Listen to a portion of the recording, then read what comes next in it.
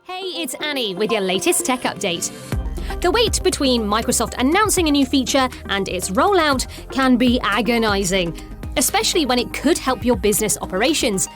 So you might be excited to hear Microsoft's announced an optional Windows 11 update. It promises to let you use new features before their general release. But is it too good to be true?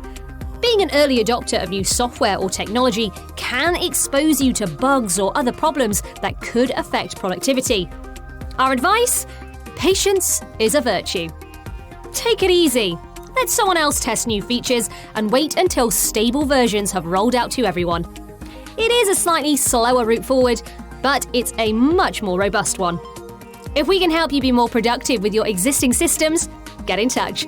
That's your tech update. More next week.